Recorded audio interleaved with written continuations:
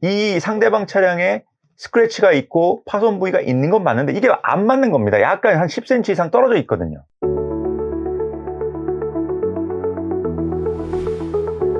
안녕하십니까. 형사 전문 변호사 노기성 변호사입니다. 오늘 말씀드릴 부분은 제가 무죄 판결을 최근에 받아서 말씀드리고자 합니다. 그 특정 범죄 가중 처벌에 관한 법률 위반, 도주치상 혐의로 재판을 받은 저희 의뢰인을 제가 1심에서 변호를 해서 전부 무죄가 나온 업무수행 성공 사례를 말씀드리고자 합니다. 도주치상, 운전을 하다가 사람을 치고 치상, 교통사고 중에 사람을 치는 교통사고가 발생을 했고 인명피해가 발생한 거죠. 그 이후에 도망갔다는 의미로 이렇게 죄명이 정해진 것입니다. 법정형과 법조문을 좀 살펴보면요. 특정범죄 가중처벌에 관한 법률 제5조의 3, 도주 차량 운전자에 대한 가중처벌. 자, 피해자를 상해에 이르게 한 경우, 다치게 하고 도주하거나 도주 후에 사망한 경우, 이런 경우도 처벌하고 있고, 상해에 이르게 한 경우는 1년 이상 유기징역, 500만 원 이상 3천만 원 이하의 벌금. 그러니까 1년 이상의 하한이 1년 이상입니다. 법정형이 1년 이상으로 돼 있어요. 그러니까 만약에 합의를 못하고 한 번 초범이어서 감형을 하더라도 6개월 실형이 마지노선입니다. 그러니까 실형이 나올 수가 있는 법조문이죠. 만약에 의뢰인분이 전과가 있거나 누범 기간인 걸 떠나서 어떤 집행유예 전과가 한 번 정도가 있으면 이번에 두 번째로 도주치상에 문제가 생겼다면 구속 위험성이 있습니다. 도주치상 혐의가 안 되려면 우선 첫째, 사고가 발생하면 즉시 정차해야 됩니다. 자, 즉시 정차해서 첫 번째, 정차하면 끝나는 게 아니고 차에서 내려서 다친 사람이 어떤지 대화를 해야 됩니다. 어디 다치셨어요? 괜찮나요? 라고 하면서 그 다친 차량과 사람이 부딪혔기 때문에 그 다친 사람을 구호해야 되는 겁니다. 자, 그럼 그것만으로 끝나냐? 아닙니다. 멈추고 내려서 괜찮나요? 라고 물어보고 한 다음에 세 번째는 자신의 신분을 밝혀야 됩니다. 연락처를 주든지 명함을 주든지 이런 어떤 운전자의 신분을 그 피해자에게 제공하는 행위가 있어야 됩니다. 자, 이렇게 한 다음에 피해자분이 괜찮아요 라고 했을 수도 있고, 그러니까 이런 경우죠. 괜찮습니다. 저 안 다친 것 같아요 라고 하고 자신의 신분을 밝히지 않고 갔다. 이것도 문제될 수 있습니다. 그러니까 세 가지를 다 지키셔야 됩니다. 즉시 정차하고 피해자를 구호하고 세 번째 자신의 신분증을 주고, 물론 여기서 더 나아서 119에 신고하고 경찰에 신고를 해서 다친 사람이 병원 치료를 받을 수 있도록 이렇게 적극적인 조치를 하는 것까지 당연히 수반돼야 되겠죠. 하지만 법적으로는 즉시 정차하고 구호 조치하고 자신의 신분증을 줘야 됩니다. 저희 사건 같은 경우는 즉시 정차했습니다. 그리고 내려서 차량 주변에 서 있는 어떤 사람과 대화를 나눴습니다.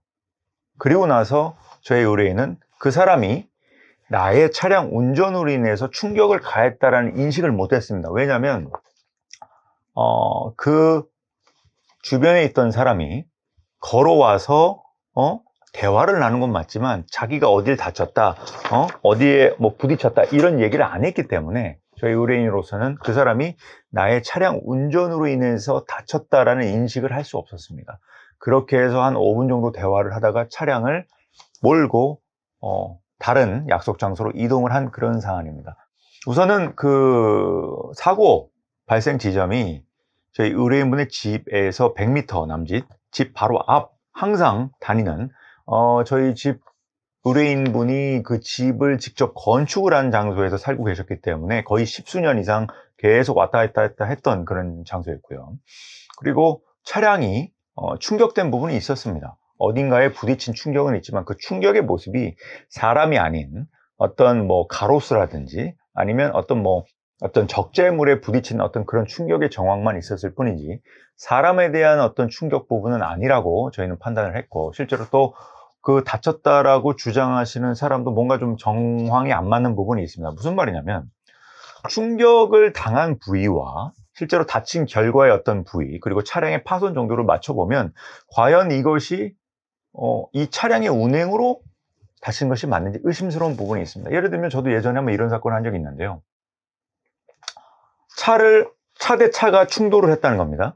근데 이 차량 운전자는 자신이 상대방 차량을 운전했다고 생각을 하지 않았습니다. 근데 이 사람은 당신 차가 내 차를 치고 왔잖아, 이렇게 의견 대립이 있을 수 있죠. 자, 이걸 맞춰봐야 됩니다. 차를 정확히 근처에 갖다 대서 이 차의 어떤 충격 부위와 상대 차량의 충격 부위를 맞춰봐야 됩니다. 왜냐하면 상처가 생겼다고 이것이 지금 이 차량 운행으로 인해서 발생된 사고는 아닐 수 있거든요. 실제로 맞춰보니 이 상대방 차량에 스크래치가 있고 파손 부위가 있는 건 맞는데 이게 안 맞는 겁니다. 약간 한 10cm 이상 떨어져 있거든요. 자, 이런 경우라면 이 차량의 파손은 이 차량의 운전자가 인식하지 못한 과거의 시점에서 이미 파손이 되었을 가능성도 있는 거거든요. 그러니까 실제로 맞춰봐야 됩니다. 최근에 나오는 한문철 TV에 나온 그런 부분도 차가 파손되고 문콕 사건이 있었는데 왜 무죄가 나왔냐, 이게 안 맞기 때문입니다.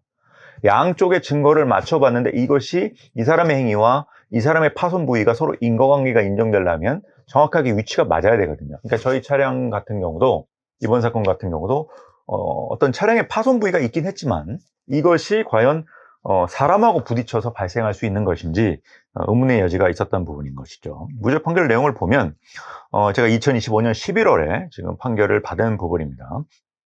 저희 주장 요지는 피고인은 공소사실의 기재 일시 장소에 이제 보행자를 충격한 사실이 없고, 충격을 했다고 해도 피해자가 상해를 입었다고 진술하지 않고 있고, 피해자의 언행, 보행 상태들을 비추어 봤을 때 상해를 입은 사실을 알 수도 없었으므로 도주의 고의가 있었다고 볼 수 없다라고 저희가 주장을 했고요.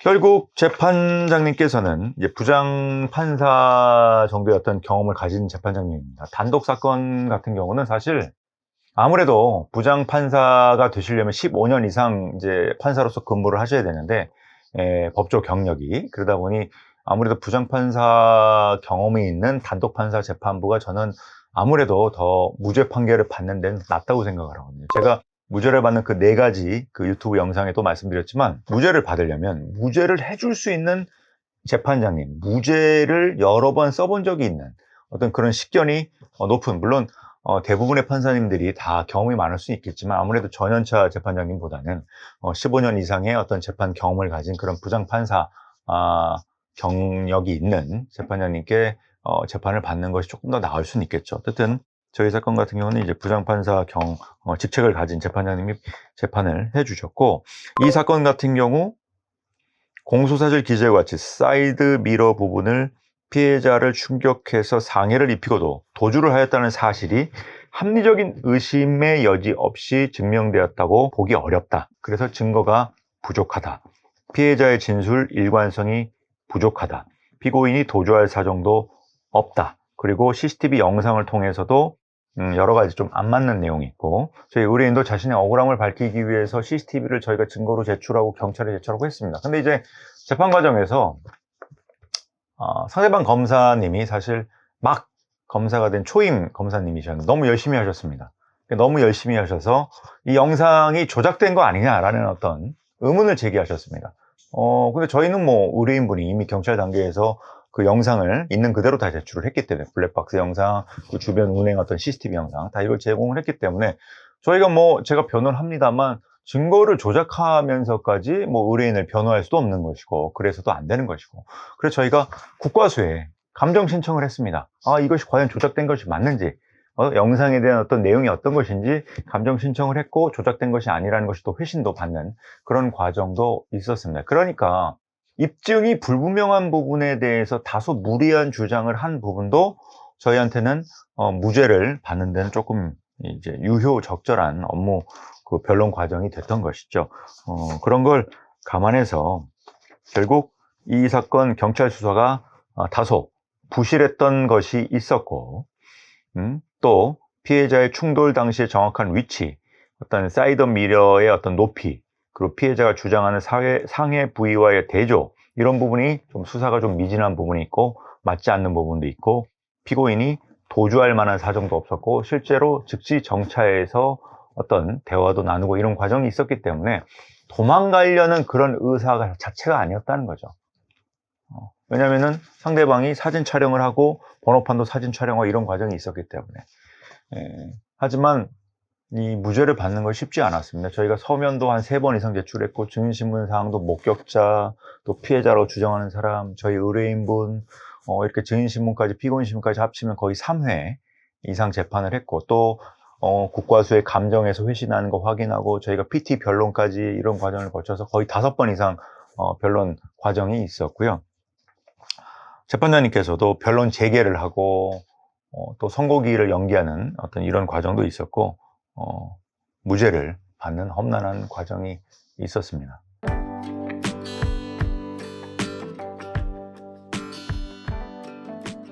운전을 하다가 사람을 쳤을 경우 즉시 정차를 하고 내려서 그 피해자를 구호해주는 대화를 나누고 상처를 살피고 119에 신고하다니 구호 과정이 있어야 되는 거예요. 더 나아가서는 반드시 운전자 본인의 신분을 상대방에게 알려야 됩니다. 전화번호를 준다든지 자신의 명함을 준다든지 가해 차량의 운전자가 누구인지 확인할 수 있는 어떤 그런 과정이 있어야 되거든요.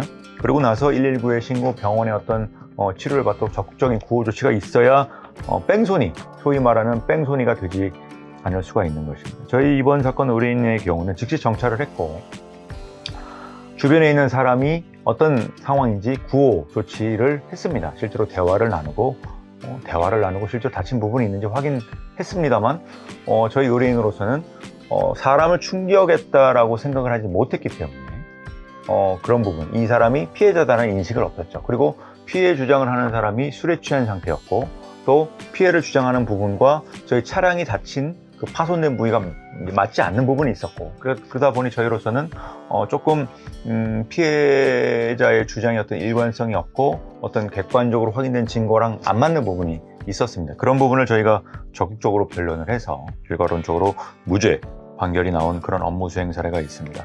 도주치상 혐의 그리고 재판에서 어떤 무죄 판결을 받을 어떤 구체적인 입증이 필요한 그런 의뢰인분이 계시면 제게 연락을 주시면 제가 성실하게 상담을 해드리고 제 필요한 업무를 도와드릴 수 있도록 하겠습니다. 감사합니다.